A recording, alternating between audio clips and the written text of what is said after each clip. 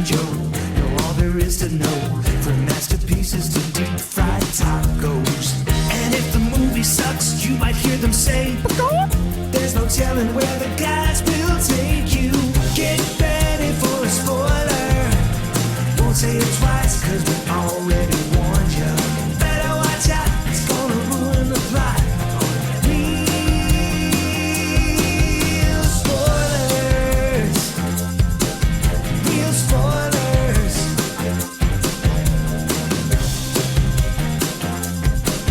Real spoilers. Broadcasting from the lush but not lavish studios, at least one of us, located in the basement of the O'Keefe Institute for Advanced Film Snarkitude. This is Real Spoilers, episode 694. You heard it on the X. X gonna give it to you. Some ZZ Top for you. Oh. So, it's a ZZ Top song. No, I went DMX, but that's fine. Oh, I see. It's a generational because you're thing. like 30 years younger than I am. So Correct. I went with ZZ Top. And you went with something from the early 2000s that somehow is also old, but still makes me look even older. So Correct. let's go around the virtual table, and everyone can introduce themselves. This is Joe. This is Kevin. And joining us via the magic of ZoomTube, well, everybody, but special guest, Matt F. Basler. Hey, how's it going? Hello, it's going well. For some of us. For some of us. So so the reason we're back to the virtual roundtable is because Rona has struck the O'Keefe household. The lovely and talented Clip-Out Crystal has contracted the Rona. Somehow, I have managed to avoid it. I don't know how. But Do you guys hang out you do. much? Or? Yeah. And like we're keeping separate, but like we're still like she's still sitting in the chair next to me, like we're still sleeping in the They've same still bed. got the two twin beds next to each Correct. other. Yeah, I mean, right. Like the Dick Van Dyke Show. Yeah. Well, I mean, I didn't want to describe your relationship like that, but But so yeah, so she's got the Rona. But so far not too bad. I mean, she's not feeling well, but it's not like we're like concerned about, she's not on a respirator. Are So we 3 haven't for 3? We haven't cracked open the ivermectin. So think, because that's going to work. Well, wait a minute. My wife got it. Joe's wife got it, and Yep. Tom's wife got it. And none of us have gotten it that we know of, right? The common denominator, you should just do a podcast and you won't get corona. See, it's what they say. Yeah. Okay. Don't do that. Don't listen to that. Except you know that my wife has a podcast, right? In fact, she has 3. A more successful Well, one is than that what we're ours, calling too. that little hobby? Yeah. she's the only one of us that actually gets paid to do it. Yeah, I don't that's know how true. that That's a good worked point. out. Isn't that the kicker, though, is that we set all this up and we've been doing this almost 10 years. Yeah. And then she's like, hey, I'd like to do a podcast about Peloton. And then it becomes the only one that's professional. Yes. Well, I'm like a professional sidekick. That counts for something, right? Well, sure. Yeah. So, and then also on top of that, yesterday I went and got my COVID booster. So, and then while I was there, they were like, "You're eligible for more vaccines," and so I also got a shingles vaccine. So, Oh, man.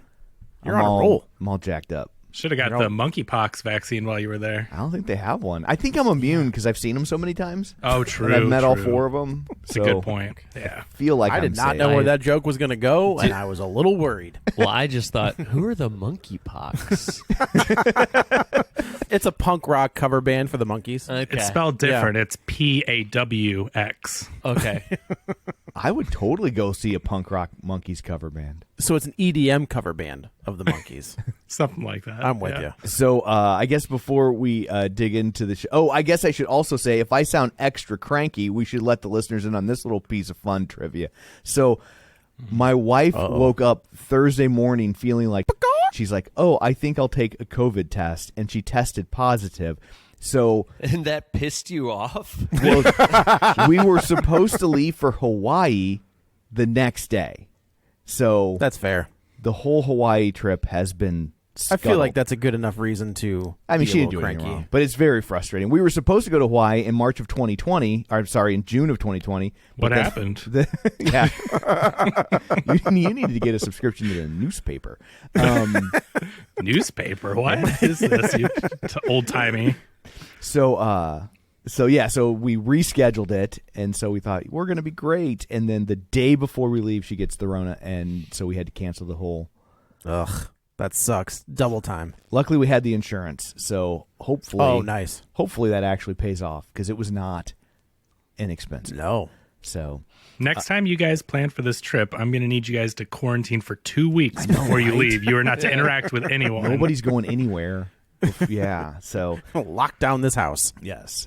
So, okay, shameless plugs. Don't forget we're available on Apple Podcasts, Spotify, Google Podcasts. Wherever you get a podcast, you can find us. While you're there, be sure and follow us so you never miss an episode. Maybe leave a review. Joe's not interrupting me, so I'm assuming we don't have a new review. No. I'll tell you what, though. If you go on to like Good Pods, if you use that as a podcatcher, which is actually a pretty nice little thing, you can vote for Real Spoilers in the independent movie review category. And I wouldn't mind. We're number 84, I think, right now out of 100. So Okay. Yeah. vote for us, and we'll get bumped up, and that'd be kind of cool.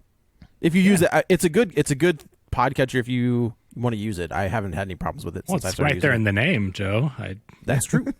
That is true. I'm holding out for Great Pod. Ooh, business idea. I like it. So, also, where was I at? Oh, Facebook. Facebook.com/Real Spoilers, where you can stay up to date with our things throughout the week. Like while you're there, like the page, join the group. And if you like the show and you want to help us and you don't want to spend any money, you can join the League of Show Sharers. It's super simple. You just need to share an episode. People who were kind enough to share an episode this week, Librarian Cynthia, which I don't know that I should say her name, only because she lives in Hawaii and I'm mad at them.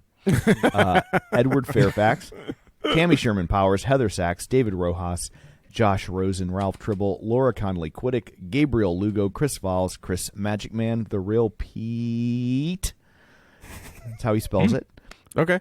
Brad, 1991, Ryan Terry from the Forza Crowd podcast, Vertigay 314, Manic Pixie Weirdo podcast, Mike and Oscar, In Session Film, Feelin' Film, Geek to Me Radio, Ronnie Castle, Nostalgia Cast, Binge Movies, Josh 674-30274, Matt Naglia, Invasion of the Remake, and Chris Wilson. So thank you very much for sharing an episode. And if you want to help us out, but you're like, I've got money burning a hole in my pocket, you can sign up for our Patreon, patreon.com/Real Spoilers, where for $5 a month, you get all sorts of bonus content. Unfortunately, most of it contains Matt F. Basler. And It's true. It's fair. No, yeah. it's fair. But This was for free, baby. and we have, there's like a clause in his contract that every 15 Patreon episodes he does, he gets to be on one actual episode. I like it. Yeah. So anyway, there's all that. Let's dig in to this snooze of a movie. Oh. So here's the thing. Is Matt and I covered the Texas Chainsaw Massacre series in its entirety. Yes. And if there had just been one that was at least anywhere near as good as this movie, it wouldn't have been as bad. Because that's what this is very much like inspired by that series. This is fantastic. I loved this movie. Have we covered Ty West on this podcast before? I don't think that we've done any of his stuff before. I don't think we have. So he's just a really interesting filmmaker in that there was this boom of horror movies with James Wan and Scott Derrickson, and then there was like this undercurrent of like independent horror that was A.J. Bowen and Ty West and the guy that did the King Kong versus Godzilla. That was probably Wingard. my favorite little indie. Yeah, the art house horror. Yeah. It's, Adam Wingard is that guy's name. I just call them the VHS guys. That's also a fair statement. I mean, it's all the indie horror guys got together to those VHS movies, which were pretty cool. And a lot of those guys have come out and gotten snatched up by like Gareth Edwards was part of that, and then those three guys and Radio Silence is in it's there. It's like the minor leagues, right? They do all that stuff, and then they've been called up to these big, studio horror films. Yeah, right. And now they're able to kind of we need something write like their that own... for podcasts. Yeah. No, Spotify just gives you a massive check. Guys, Not just us. letting you That's know, it. I've been called up to the Conan O'Brien Needs a Friend show. Well, he really doesn't need a friend, I guess. If He tapped you. Well, yeah. Oh, It's worse than we thought. But yeah, I just think this is very much in the Ty West slow burn, and I know that Tom called it a snooze, but all three of his movies, the Sacrament, 4, I guess, including this one, do have like that very slow burn. What were the other ones? Have I seen them and maybe like them? So there was the Innkeepers. No. There was the Sacrament, which is kind of like I told Matt, it's like Vice News. If Vice News had gone to Jonestown before it happened, and then the House of the Devil. I don't think I saw that one. So a lot of these are, again, the more indie horror movies, and with Tom, you not being a horror guy, and we haven't covered them, I don't think you would have seen. I watched one. I don't know what it was called anymore, but it was about like two kids and like the dad gets remarried, and then there's like lots of footage of like this little dollhouse diorama. The Lodge. Yeah, I think that was it. Oh man, I dug was that another one. Good one. Thought that was really good. Yeah, that is really good. That's another slow burn where you're just like, but it is paid she off? crazy? Is she not crazy? Yeah. Oh yeah, I like that movie a lot. That's not Ty West though. No, but It's completely unrelated. I don't know why you brought it up at all. It's indie horror. Indie horror, okay. it might be an genre. A24 movie. What's that? It might be an A24 movie now that I think about it. But it's in that style. I get what you mean. So with this one, I think I lean more on the Joe side just because I really like it when horror has a buildup and it's uncomfortable and you're not quite sure what's going on and you're guessing, is there something supernatural? Is there some kind of weird element? You're trying to figure out what type of danger the characters are in. And this movie does something where the movie is basically split into almost half, where the first hour of the movie is the buildup of the characters and you're trying to figure out what they're doing and what the danger is. And then the last 45 minutes is straight murders. Yeah. And it's not, they don't leave much of the imagination when it comes to the murders. Like the kills and the gore in this movie is, I mean, the very first one that you get with the camera guy. Yeah. Like, oh boy. Yeah. Which I think that camera guy should stop going to like remote houses because he's also in the remake of Evil Dead. No, he's the guy that looks like the guy from the Evil Dead. It's not the same guy. It's not the same guy. Oh. We had this same conversation. This app means nothing to anyone but me. He looked almost exactly like my former brother-in-law. Oh, really? Oh, yeah, he does. Yeah, like I called in my. I've never seen him. Sorry. What's that? I've never seen him. I was just kidding. Sorry. I was like, when did you see him? But I even called in my son. I was like, look at this. Doesn't this look like your Uncle Scott? And he's like, oh my God, it totally looks like Uncle Scott. So, have you heard from Uncle Scott since 1979? now that you mention it. But yeah, so this is it. It is very much. We've got 6 characters that are. It's 1979 in. I guess they don't really say where they are. Hold on. I think you Texas. mentioned that on the Evil Dead remake because I'm having major deja vu about this conversation about Uncle Scott. You must have on Evil Dead remake said that guy looks exactly like. No, I was not on that episode. I never saw the Evil Dead remake. Oh, really? Oh. Yeah. Okay, now I'm freaked out. Who was?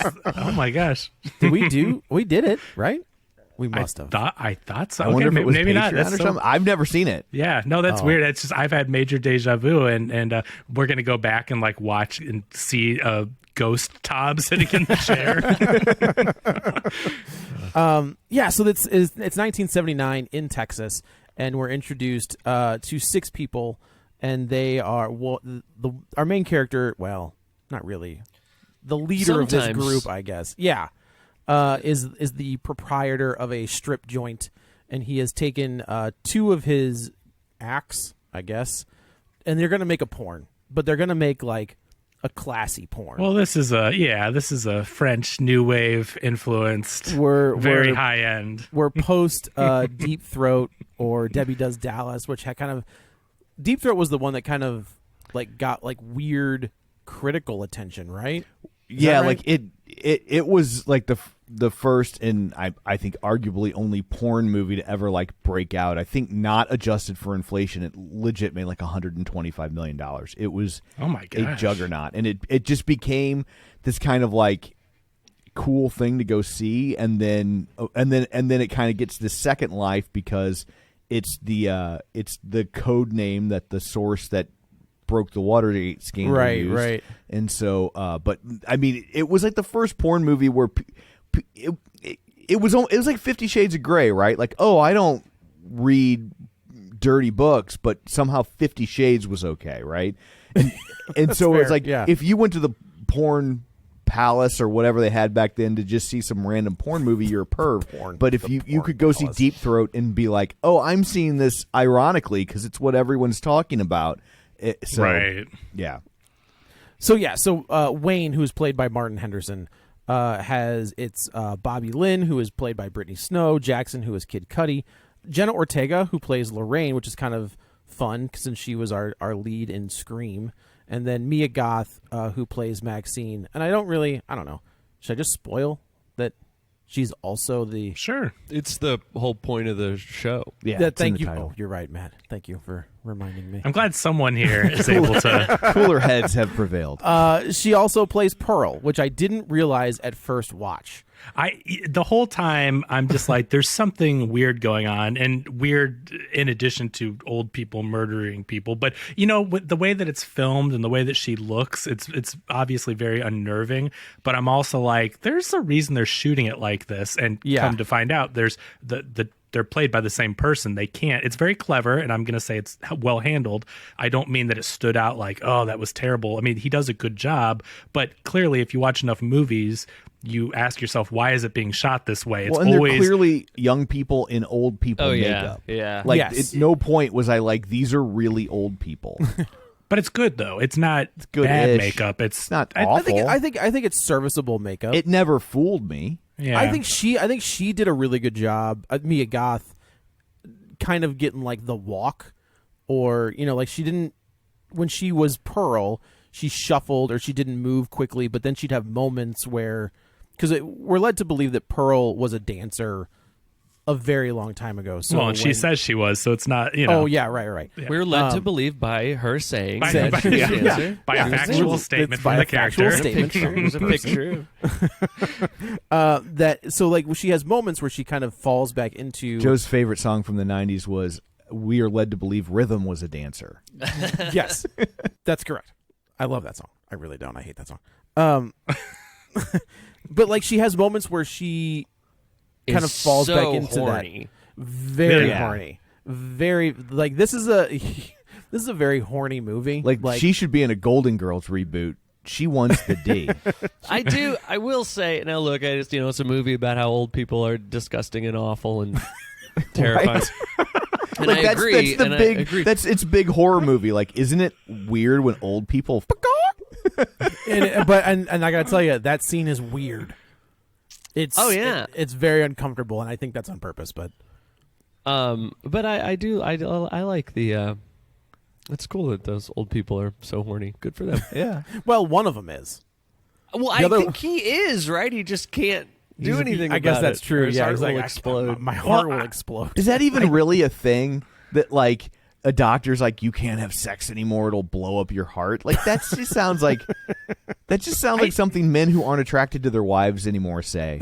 I don't know though. I think it is because there's all those studies that come out that say, oh, people that have sex at least 2 times a week have better heart health or whatever. Like doing it actually is medically proven to increase your life and your heart health. So Okay, so so would that doctor then turn around and say, your heart's really bad, whatever you do, don't exercise? Don't bang your wife. Well, I just mean that if it is enough to keep your heart healthy, there's enough activity going to where if you had a bad heart, I bet it would push it over the... I mean, the way he dies at the end. All it kind took of was led- like somebody went, bleh. That's what I'm Right, saying, so- though, right? Like, so an overexertion. he lived in a of- world where no one ever startled him? Like, come on. They live on an old remote... I don't think anyone visits these people or like, No, the old Volkswagen guy visited. Yeah, him. Volkswagen guy definitely visited. No, I don't know how cognizant he was of what was going on, but So there's a lot going on in this movie, though. Like it is saying a lot. It's not just a dirty movie and about people getting, knocked off while they're making this film. So the old people are realizing in different ways that their life has passed them by. The Pearl, the old woman, had all these dreams of being a dancer, but the war started, and then she probably had to go be a nurse or help with that kind of stuff, and her husband went off to war, and so she didn't get to pursue her dreams, and her age has passed her by, and now it's too late, but she still has these things she wants to do: dance, have sex, all this. And the husband is having these medical issues, and so it's talking about age passing you by and the youth and not wasting your age. And there's also this parallel going back and forth between both these characters that Mia Goth plays, because while Pearl is jealous of the youth and the life they still have ahead of them, Maxine is talking about how she's special. And we see in the film that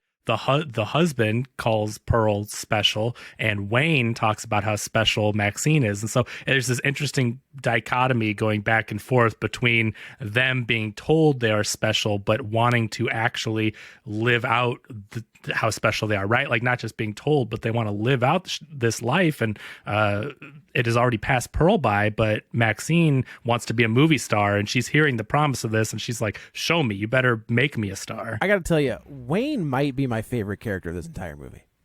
He's good. I like that they didn't make him just a scumbag. He's had his troubles. He made a movie and the IRS came after him, or whatever happened there. I'm sure there's like some half-truths, but he doesn't seem like he's taking advantage of anyone or being a bad dude. No, I think everybody's kind of on board. And when we get to the scene where Jenna Ortega, who is kind of, they keep calling her church mouse because she doesn't really say anything, and she's helping her boyfriend with the boom mic, and she kind of decides she wants to be in this movie, and the camera dude is like, no, and it's like this, I wouldn't say crisis of faith, but maybe like a crisis of relationship.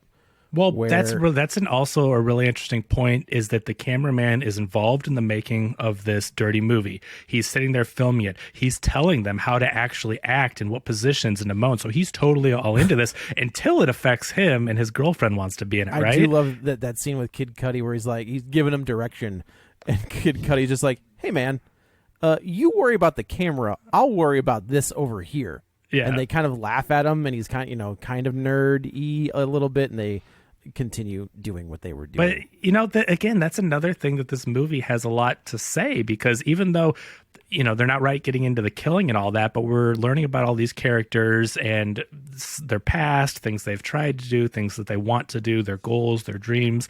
And then you also see these different things to where people can be hypocritical with the cameraman and how his girlfriend wants to do something. She's like, well, you're making a movie and you say everyone's going to be stars in it. I don't want to just hold the boom mic. Like, this is my chance to actually do something. And he's willing to stop her from living out her dream or some of her goals. I don't even know if it's a dream as much as it's like she doesn't want to be a church mouse.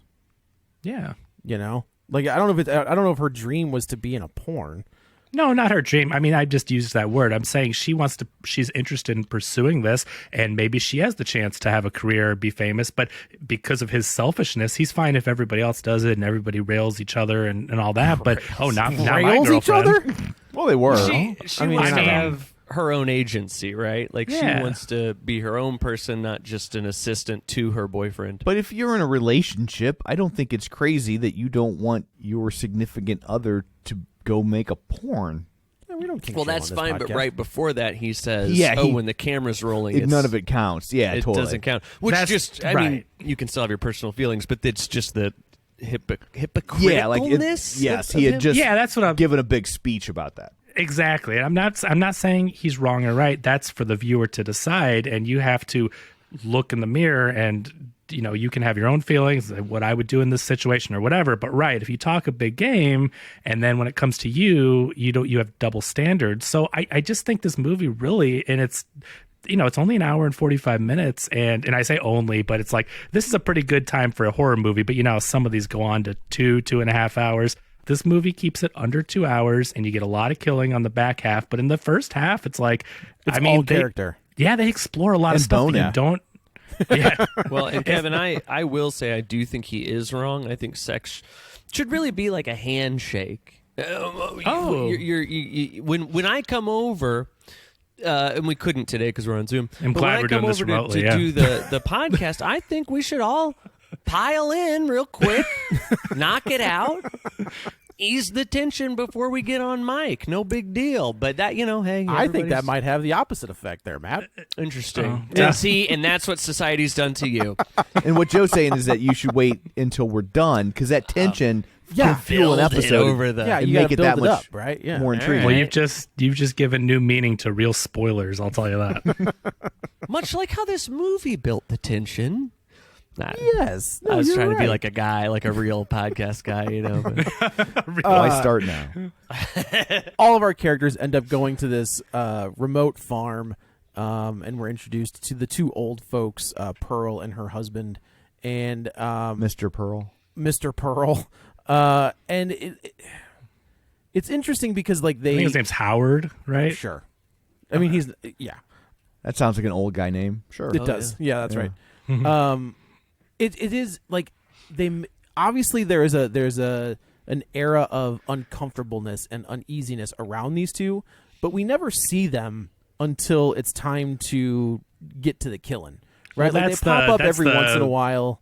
The tension, the scariness of this movie, the horror element is that the old lady's peeking out from behind the curtain, and Howard's saying, "Don't let my wife see you." What in the mystery revolving it, right? And they don't even really show Howard, and I don't know if that's a choice because of what the makeup looked like that day or whatever. But sure. Howard is very much in the shadows too until they get inside of the cabin, whatever they're staying in, and it's like, okay, he's there. Like I couldn't figure out at first, is that a filmmaking choice, like for the story that you're not supposed to really see his face? It is a very dark movie. I wasn't sure. I thought for a minute that this place doesn't have electricity. There's no light. Don't turn lights on for a long time. That's true. They just use sunlight. Well, I do think some of it is because the Pearl and Maxine are played by the same actor, so especially when you get them.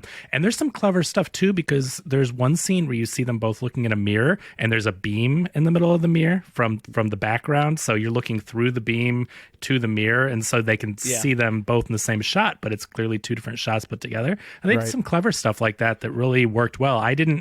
No point in the movie did I say like, oh, there's the body double. I mean, like you knew that's how they had to film it, but it doesn't stand out. Ty West is a competent filmmaker, and I thought he did a really good job with those two interacting.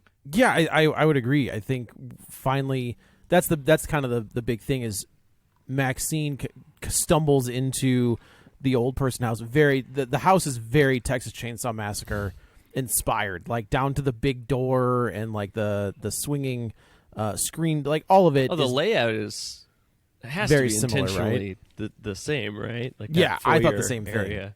Exactly. And this is where we get Pearl's backstory, where she kind of tells Maxine that she was a dancer, and does she say that she still kind of feels young, or she misses feeling young? And it becomes very awkward. She pokes her. Is that what it is? She pokes her, gives her a little finger poke, or something. And Maxine's like, I think I she was trying. I think she gave her a little finger feel. Hey, given the scene that we see between them later, I don't think you're wrong. Yeah, I mean, it was like running, like she took her finger and like ran it down like the side, because Maxine is wearing just overalls, and so she kind of like was petting her, and there's obviously this very creepy, like the way that Pearl interacts with Maxine. She wants to be her or wants to be in a relationship with her. It's not just a friendly thing. She's very clearly infatuated with her. She wants the V. She does want the V. Yes. Yeah, that's exactly it. I got distracted by horny earlier. I was going to say that I liked that you kind of feel like, right, the whole plot of the movie, the thing of the movie is going to be that these old people don't want them to film a porno. Right.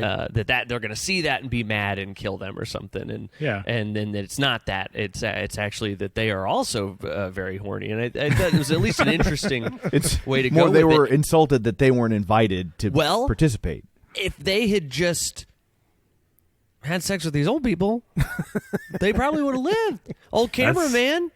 That's probably true. It would have taken if they had sex with the old guy, it would have taken him out. So exactly. They'd only have to fight one at that point. And Pearl would have been happy. That's true, though, Matt. If old camera guy would have just taken one for the team, yeah, he would not. And that is on first watch. Something. We should say that. So basically, after Jenna Ortega has sex on film. Our camera guy cannot handle it, and he's like, "Screw this, I'm out." And he gets out to leave, and as he's getting into the van, of course they play "Don't Fear the Reaper," which I got to tell you, they played a lot of that song, which I was kind of surprised. Once you pay for it, you're going to get your money's worth. Yeah. I guess that's true, but do you like?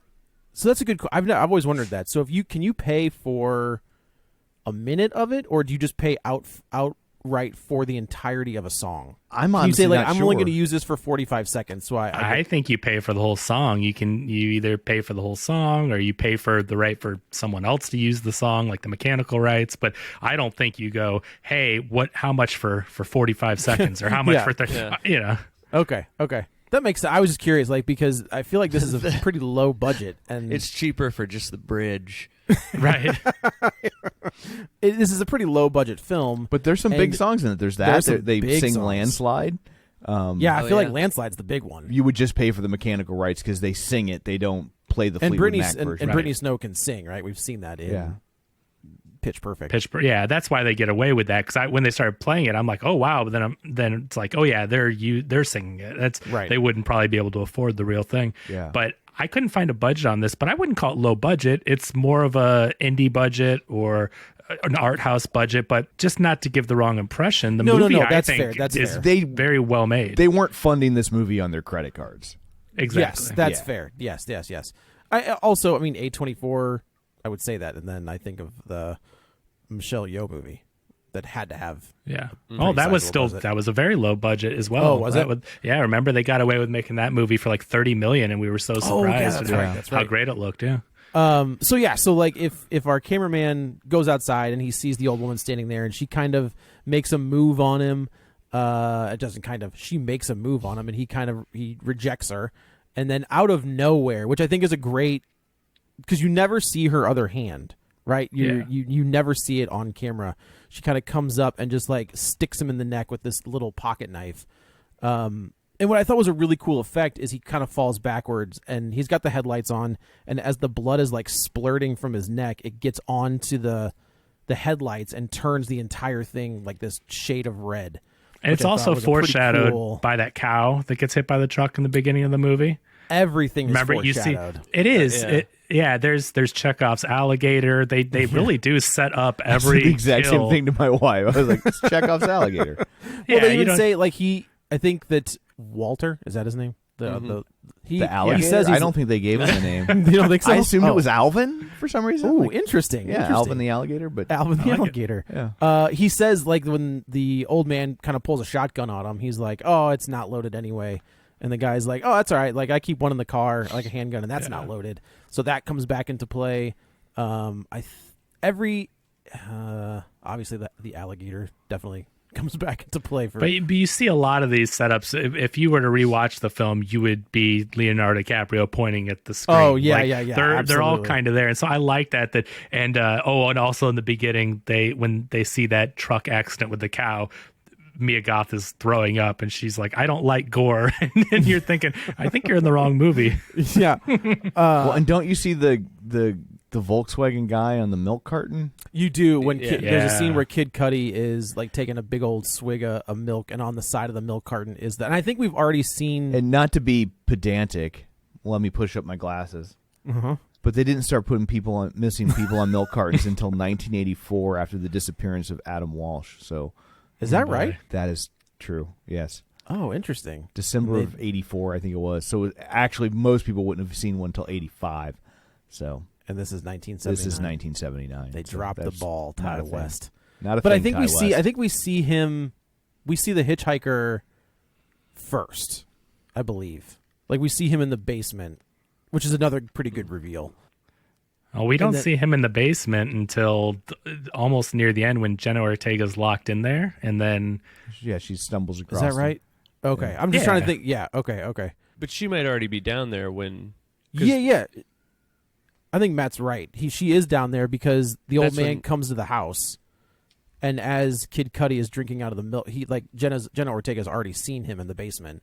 Like that's and Oh, then we gotcha. see him, and, Oh, then we see, and then we yeah. see him on the milk cart. And we're like, oh well, all right. I see. We see him on the milk carton, and we all went, "Well, there's no way," because So what's the opposite of foreshadowing then? Post-shadowing? How do you do that? I think that's just called narrative. Yeah. Tom, this came up before you were on the little call here, and it's been eating away at me since watching this porn film.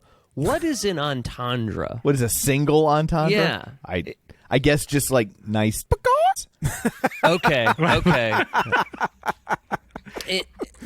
So because we had thought maybe it was like, hey, come in the back door, but I only mean one way or the other. Anal I don't sex. mean Yeah, right. Okay. No. We literally mean come in the back door. Yeah, exactly. So it's Well- clean. It's the Yes. it's the Yeah. being What dirty can is it what be? makes I it don't double. know. Yeah. I guess that's what I'm asking. Is an entendre just speaking? I don't.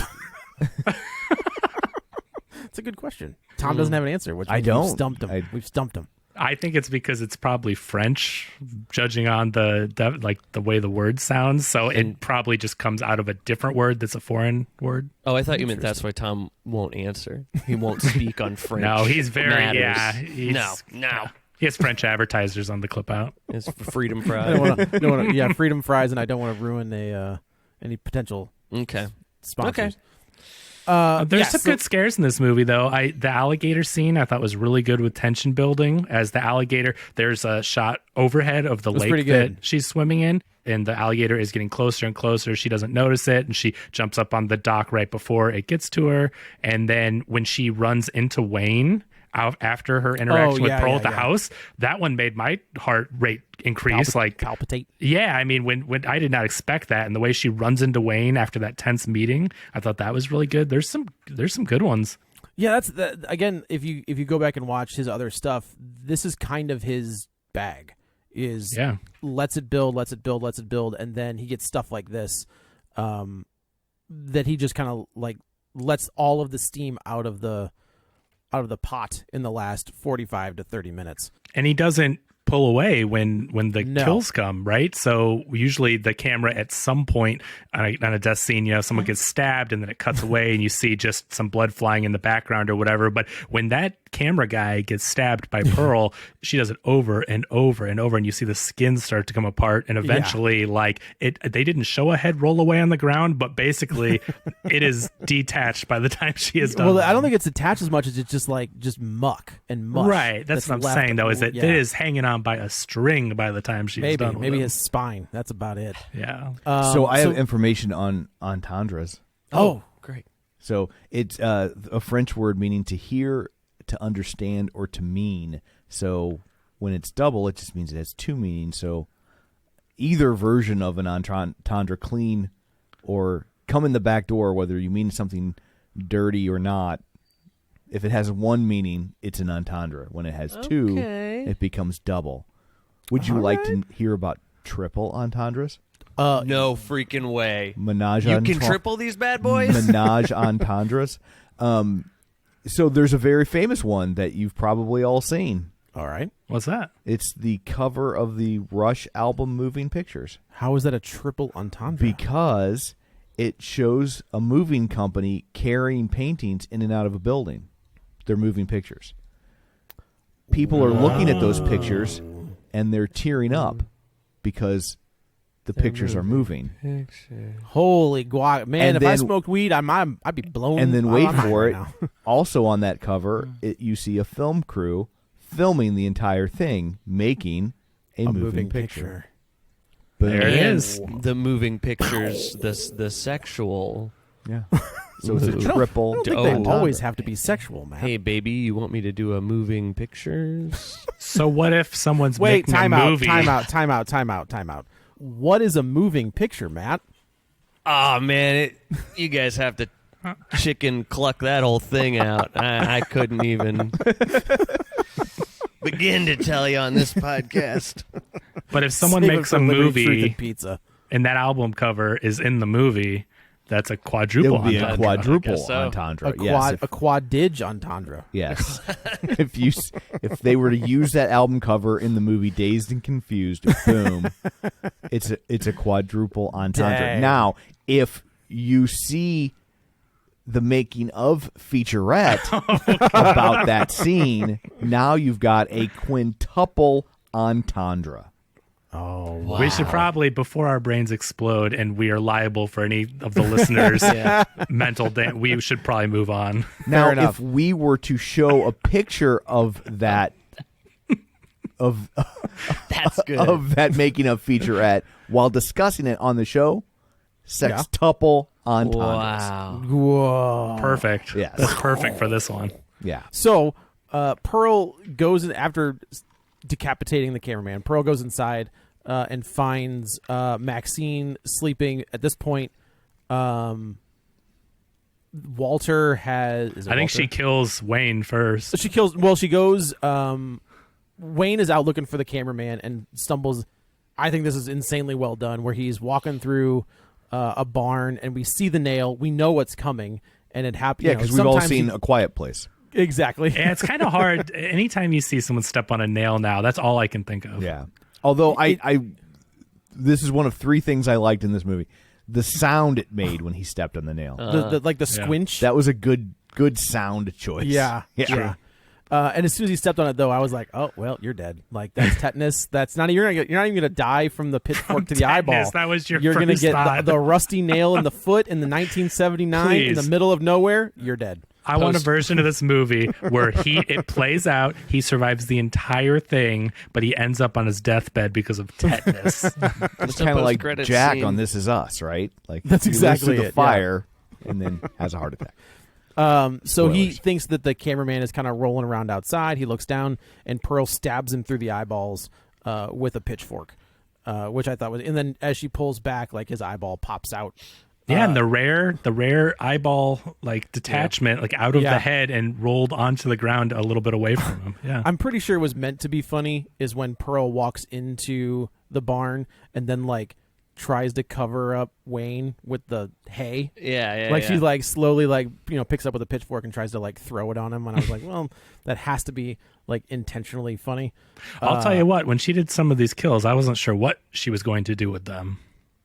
Given what we know about the character, I was like, where is this going? Yeah, she's pretty horny. Well, when she straddles the cameraman, and she's I was like, oh no, I was like, yikes. this is not good. Pearl goes into the house and lays down with Maxine, and she doesn't, Maxine doesn't really move because she thinks it's Wayne. Kid Cudi goes Kid Cudi's downstairs. gone at that point. Is that right? Well, yeah, because he's not there. It's just the two women that are there when Pearl wakes up. that's So right, that's Kid right. Cudi hears a noise and then goes to check it out, and that's when he finds the old man. Yeah, and he's like, just either Kid Cudi is hung like a horse, or they boogie nighted it. I don't know, but there is a massive schlong that is hanging in the shadow, and not just stationary. That some bitch was swinging back It and was like forth. a grandfather clock. It really was A grandfather. Hey. Kid Cudi, Put it on a t-shirt. Kid Cudi is naked for most of this movie, so he's like, hey, it's in my contract. If you're going to show it, I'm at least going to, be able to show it off a little bit. Right. And I do like the way the old man's like, my wife is missing.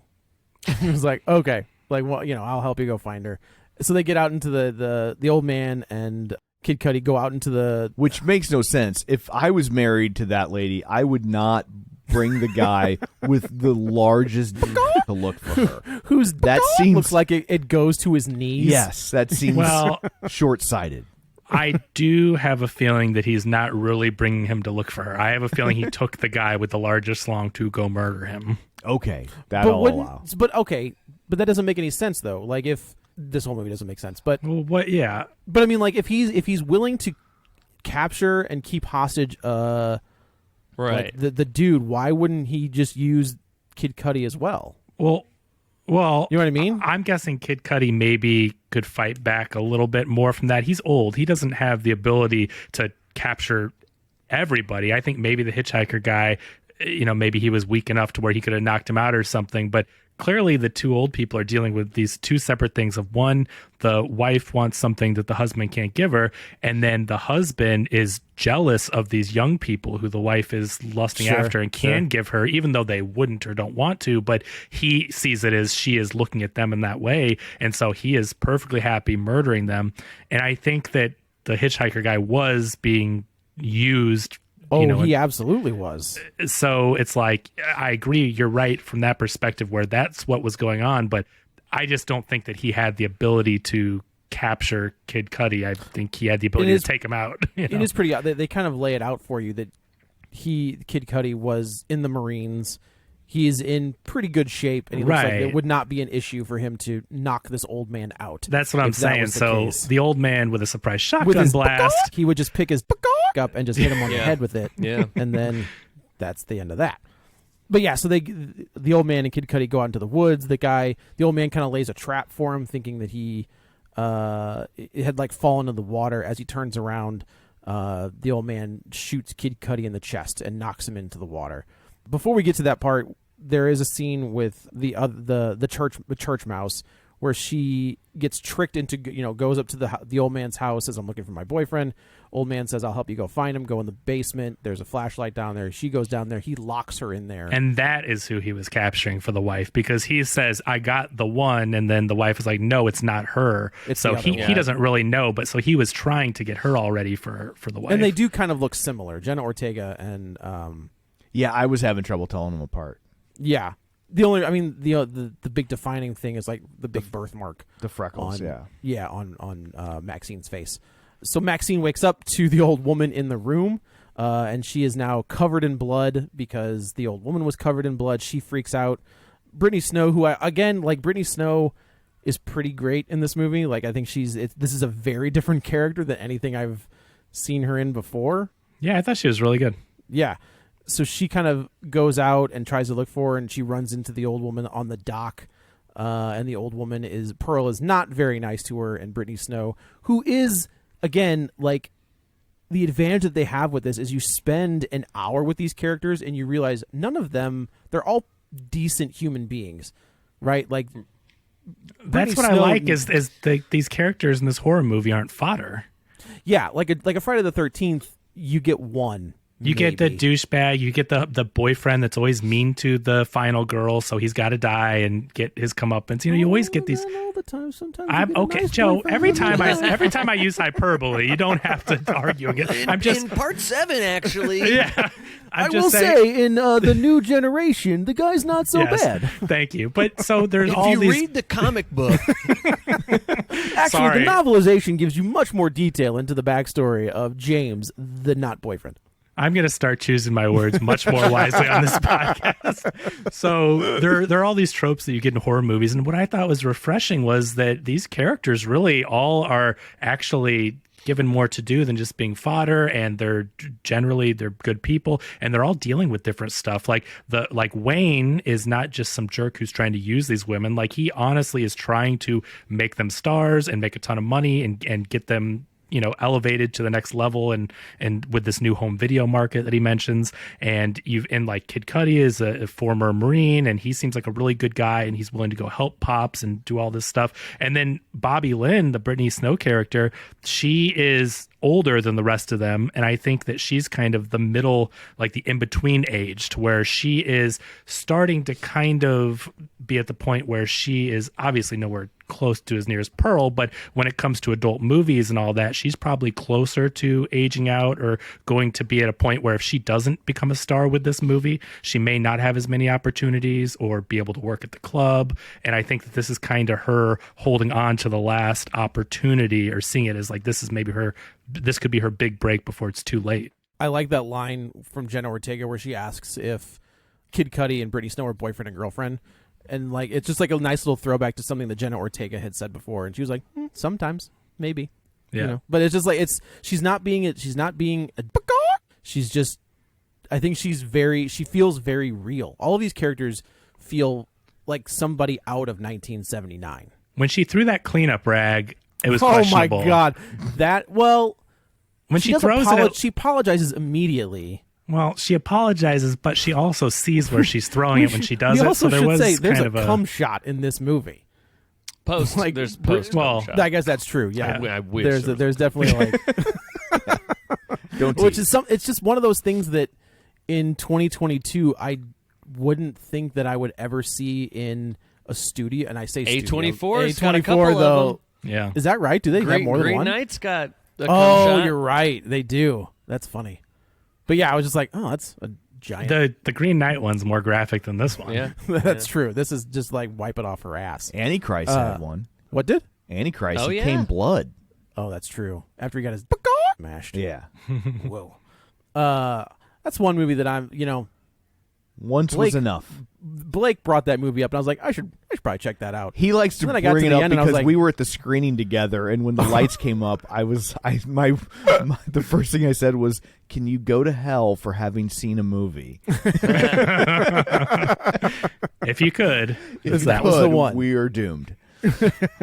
So Brittany, they're out on the dock, and she runs into Pearl, and she's being nice. She covers her up, like, because Pearl is naked at this point, and Pearl kind of snaps at her and slaps her, and then pushes her into the lake. I guess that's what that is. It's not really. I don't know. And she and Brittany Snow is immediately gobbled up by the alligator. Chekhov's alligator. Yeah. It's actually a pretty good scene where, like, you can see Brittany Snow's head like get chomped on and then into the water. All the kills. That's the thing, is that for as far as horror movies go and kills, this one's up there. I think they do a really good job. Just like how with the new Scream, they elevated those kills. Yeah, Like the other Scream movies aren't usually that graphic. they just cast it's either Dylan McDermott or Dermot Mulroney. One of those guys just got cast in the new Scream movie. Okay. Whichever one wasn't in the first season of American Horror Story. Oh, it's Kevin, the other that's one. funny. All right, man. It's the other guy. Who cares? So then we go back to the house, I think, and Mia. Oh man, another great scene where Jenna Ortega kind of like finds an axe. I didn't I agree with you. This is the one where I was like, oh god. Smashes her, kind of does like an homage to The Shining. It's a Shining for sure. Smashes Yeah. the thing out with the axe. She puts her hand like through this hole in the door to unlock it, and as soon as she like clicks the lock, here comes the old man with like a hammer and just beats the out of her hand. You know And how it's like, you can tell that's going to happen is she broke the pane not right next to yeah. the locks. yeah, right. So she So has she to has reach to go through. further. Yeah. So as soon as Yeah. she did that, I'm like, oh, she knows where those locks are. Why would they ever open? Oh, yep. And I don't Right. know. I don't even know if I'm right about this, but I feel like you could see her fingers. So she, she kind of pulls back, and does Maxine kind of come? I think she comes into the house, and it gets. Oh, that's what it is. She's unlocking, and she's getting Jenna Ortega out, and Jenna Ortega's like, you. Like, I should never have come here. Like, you are the worst. I can't believe, just kind of laying it all out. And, oh, God. As she is, like, running out of the house, she takes a shotgun to the face. Yeah. Another good surprise kill because, and they also turn that other trope. Please, I'm not saying no one's ever done it before, Joe. This is just to preface that. I'll let it go. Okay. She was kind of I don't want to say prude, but, kind of the virgin-esque, clean one of the group. And she obviously wanted to get into this and kind of prove that she could do it too. And all that stuff with being a part of the movie. So it almost seemed like she could have been the final girl. Like she was hidden away in the basement. Maybe we forget about her till later. She's also, I think, the biggest star, right? Like, we had just seen her in Scream. Like, she's kind of like the new thing. I don't know about like when they were filmed, like, you know what I mean? As far as sure. she became one, certainly. So I think you kind of thought, well, maybe she's going to be the final girl. We forget about her in the basement. She's hurt, but not killed. And that surprise shotgun blast was really good to take you out of that. And so Maxine is in the house the entire time, and she's hearing everybody talk. And I do like the line when the old man and Pearl are at the dock, and he was like, which one was that? And she was like, I don't like blondes. Which I was like, what's the random lie? I was like, okay. So she goes, well, they'll never find me under the bed, and they're never going to use this bed. It'll be the perfect God. hiding place. And then they have sex on the bed. The old couple finally. Yeah, all right. Finally, They have it. finally get it done. I will say there are some touching moments in this movie. Like this is a horror film. There's lots of killing and there's lots of the porn filming and all that stuff where you're just like, yeah, this is just kind of this gross, dirty horror movie. But when Pearl is having these dramatic moments where she is brushing her hair and getting all dressed up, I think they actually did a really good job with the character development of Pearl and the hurt she's going through and trying to dress up for her husband, and the husband rejects her and says, I can't do that, and the hurt that she feels. And then they have this heart-to-heart together where he's like, I can't do that, and she's talking about how she still wants him, and he says, well, I do, but I can't. And I don't know, it's weird to have this touching moment in between all these kills. Like, I'll give it a shot. I'll throw you a bone and see what so happens. It's obviously gross Double and played for yeah. It's gross. Like, to us, we're like, oh god, and then Maxine is hiding under the bed while it's going on and all that. Ugh. But the moments are actually well handled in between. Old people are disgusting. The message loud and clear. Got it. They should not touch. They should not feel emotions. They should just exist. Yeah, I do. To play off of that too, though, obviously, they're trying to get you with all the gross out and all that in between. But it also is an interesting reminder from seeing the old pictures and stuff. Old people were young once. I think we forget about that sometimes in everyday life, that we're young now and we're thinking, oh, we'll be young forever. And those old people are so old. But think about when you were a teenager. I got to tell you, 40 did not seem like it was in my future. That's what but when you were a teenager, right? Someone who was 40 was ancient.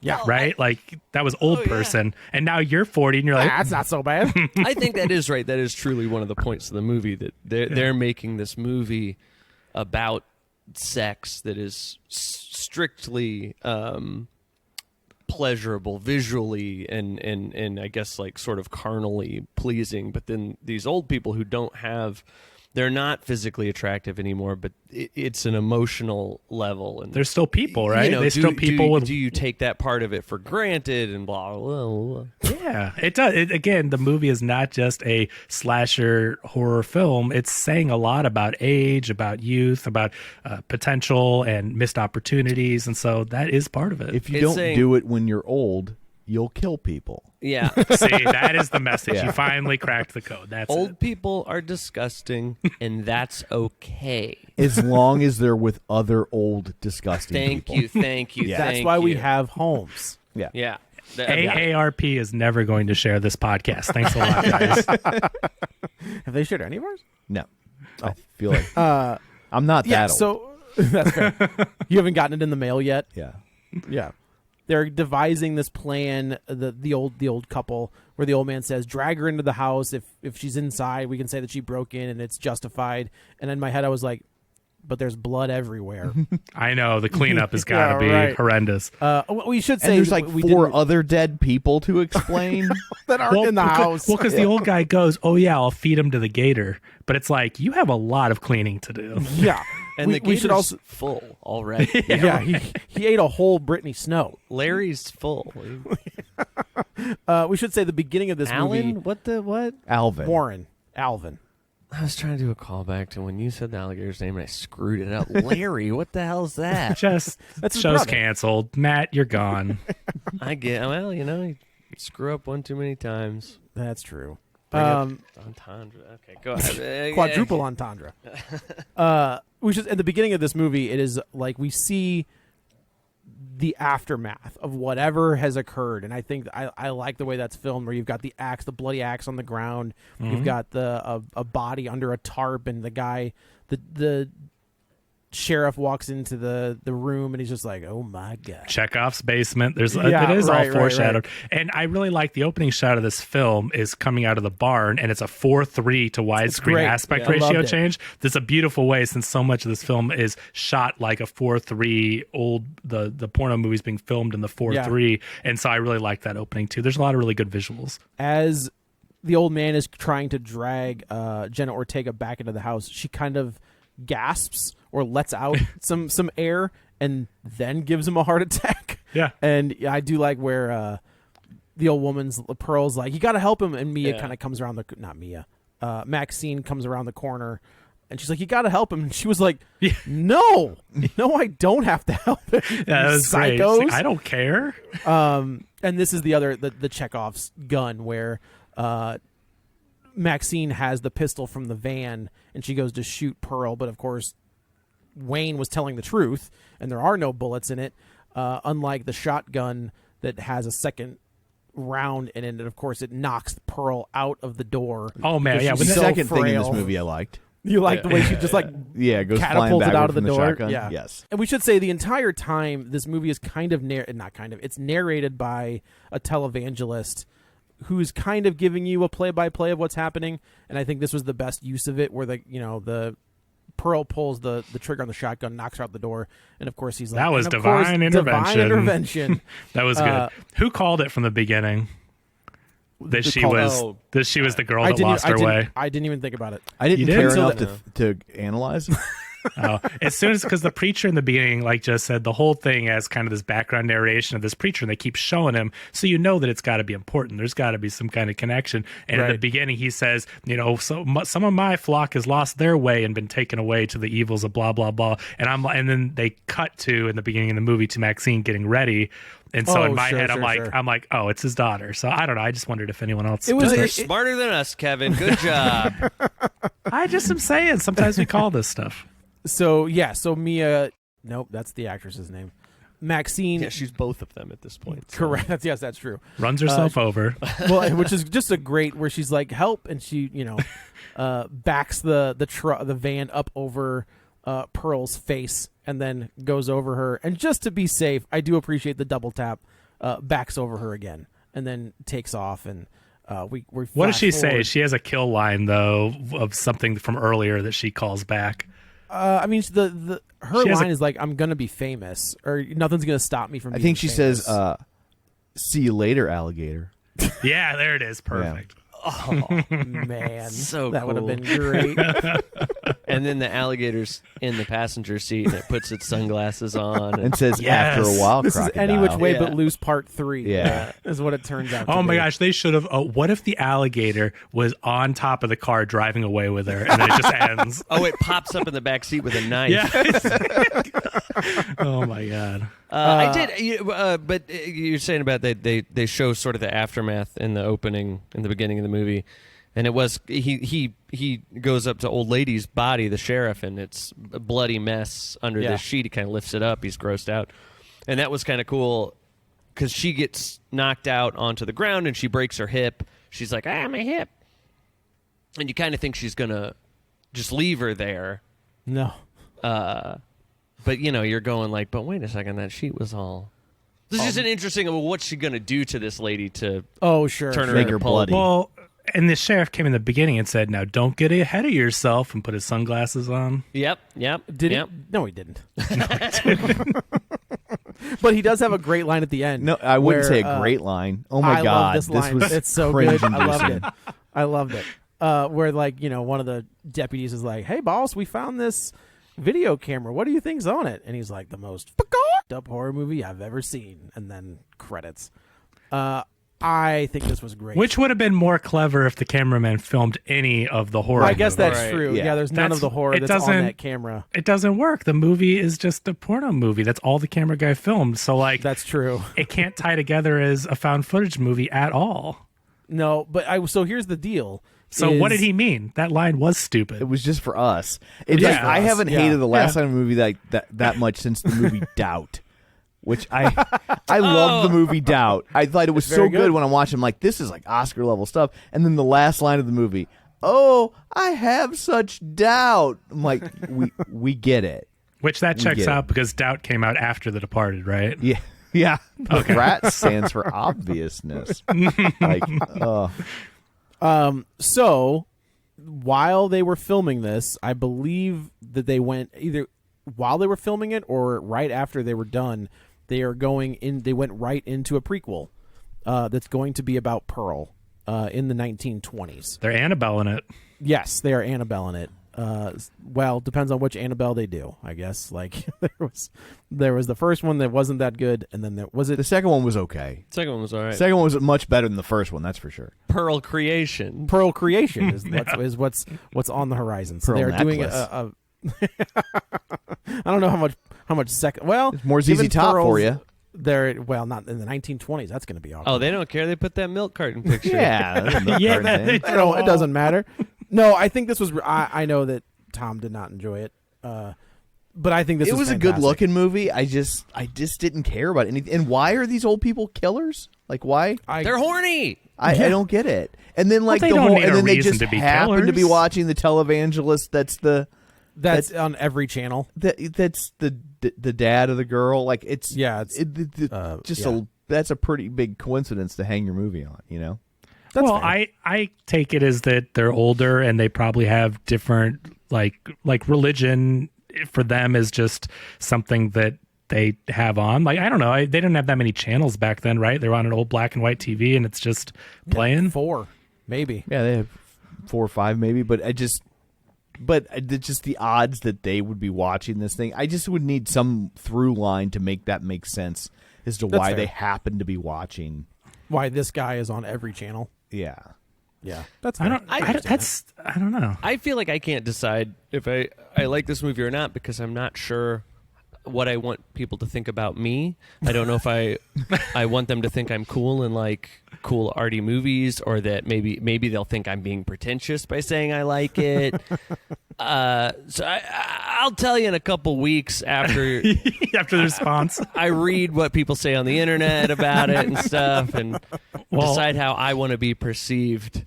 I will say, Matt, this has a 95% on Rotten Tomatoes with 198 reviews. So you would not be in the minority by saying you liked it. Because there is a part of me that's like, we're saying all the stuff that it's saying.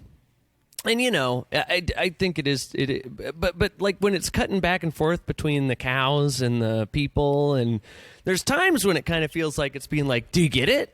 See what we're doing? I agree. And you're like, yes, I do. Don't I? I mean, right? Like, I thought even that I the did, music and now I'm cues, questioning right? myself. Like where you get "Don't Fear the Reaper," which is like the Right. most obvious music cue, and then the closing credits are "Bad Case of Lovin' You."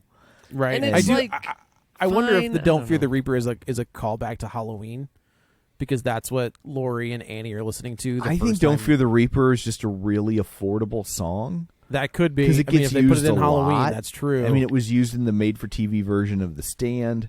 Like, oh really? yeah, like it just gets used. I think he quotes it in the book though. So, Oh, but so and also like that book was written in like what 80 or 81, so it was a lot more. I'll say too, like while we were watching it, and again, like it is saying a little more than most horror movies, and that's very cool, whatever. But we were also kept kind of being like, they're building it up, and you're like, oh man, what's it going to be? What's the thing? Oh man, we at one point did think maybe they were werewolves. okay. I thought maybe it was a time travel thing. I thought Pearl and Maxine were the same people. I thought that we were going that way for a while too. Yeah. Oh, that Pearl and the old man were Wayne and Something like Something. that. Oh. I thought that as okay, well, okay. or something.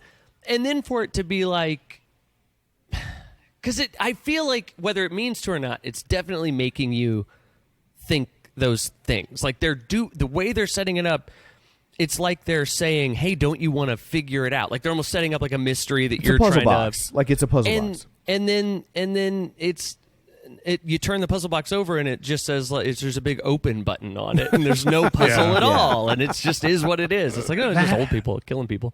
That's the hard thing with these movies, that we're seeing more and more of these movies that some people call elevated horror, and obviously some people hate that term, but you keep expecting more and more and more, and sometimes you just want a good old-fashioned slasher flick. And so when those lines are blurred, it's kind of hard, because you as a viewer, you're fine with just sitting back and checking your brain and watching it, but this movie does seem to present more, and so you're like, you don't know, right? You don't know. Am I looking Right. for a mystery? Should I not be thinking about it? Yeah, I think I would have enjoyed this movie if it tried to be less.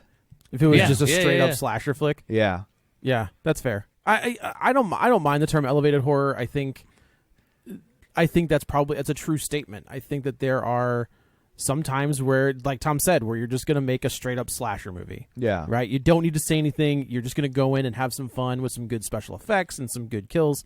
But Midsommar is not like a typical horror movie. Right? Right. Hereditary is not a typical horror movie. Us or Get Out are not typical horror films. Like that's not.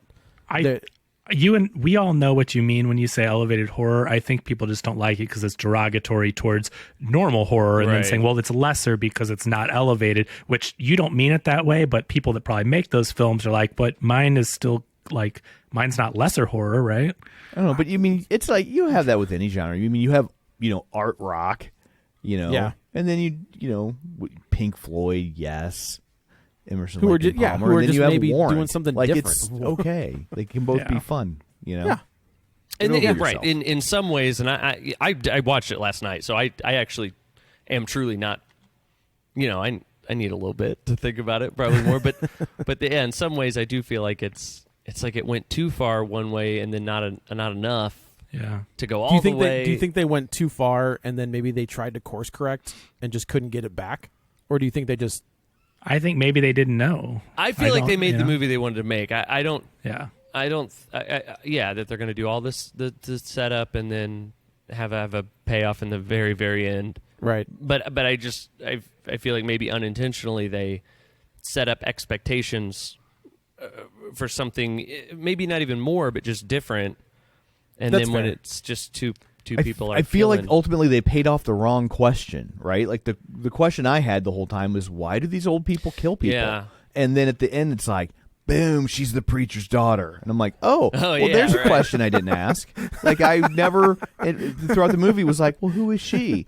That's fair. Who's her Yeah, dad, though? Yeah. And Why are they killing them? Boom, preacher's daughter. yeah, Well, so but I'm just that- like, that give whole me some- thing- Give me some insight as to why they're doing this.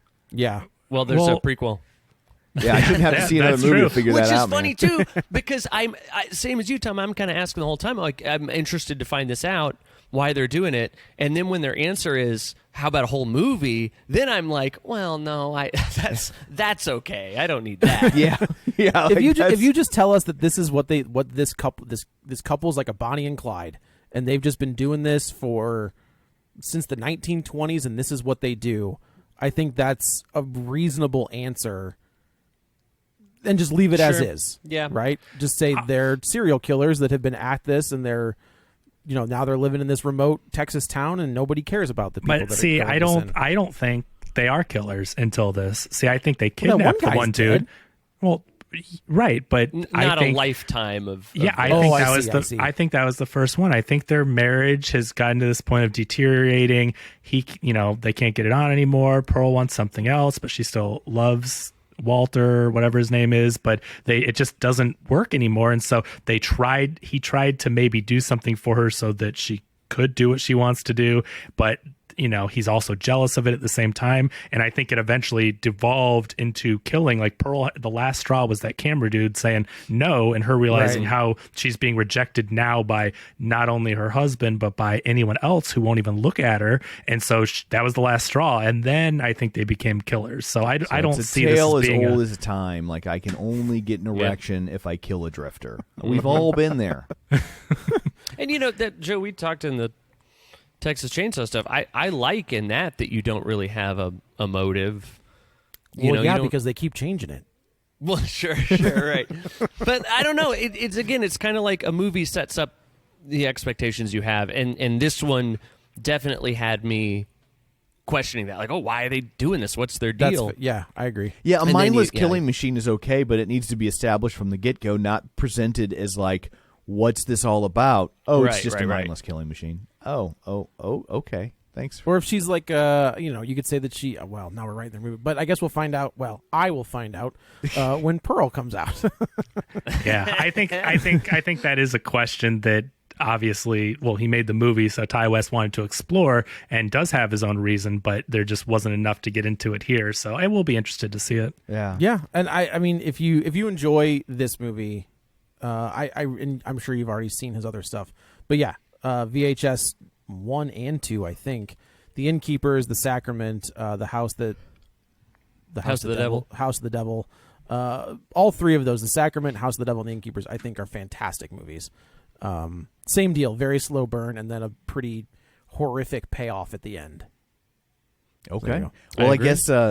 guess that's it for this one. Let's go around the virtual table, and everyone can say where to find them. This is Joe. You can follow me on the Twitter at Joey Butts, BUTTS21. This is Kevin. Follow me on Twitter at KevinRBrackett and subscribe to The Games We Love for all your video gaming discussions. And Matt, where can they find you? Well, man, that's an interesting question. I believe it's been announced, it's been talked about, and I was so excited for it. I was to come on this podcast and discuss the series of films, The Evil Dead. We're still doing it. And it's Joe, still going to happen. Joe, please. And as far as I've heard nothing more of this. It's been weeks and weeks. We're going to get into, there's 2 episodes of a Patreon that haven't been released yet. Okay, man. I mean, I'm just saying, I was just so excited. And I haven't heard nothing. Does anyone even care about Evil Dead? That Doctor Strange movie came out a month ago. Is there even a point in it anymore? We're doing it for the streaming release of Doctor Strange. Yeah, right, which is coming up. Yeah. So I don't know. I mean, I guess at this rate, you'll do it for its premiere on the USA Network. Keep an eye out for me on the Real Spoilers Patreon. That's all that matters to me, and that's all I care about. Okay, well, we will put Matt back in his puzzle box until he does 15 more Patreon episodes. Mm-hmm. And then, not unlike this puzzle box, he will come out and it will not be a satisfying conclusion at all. Mm-hmm. That's true. So, and you can find me on Twitter at Roger Kubert or on Facebook at facebook.com/Tom O'Keefe. Find the show online, facebook.com/Real Spoilers. While you're there, like the page, join the group. And, of course, don't forget our Patreon where you can get your fill of Matt F. Basler. So that's it for this one. Thanks for tuning in. And until next time, Roller Girl gets her GED. Get ready for a spoiler. Won't say it twice because we all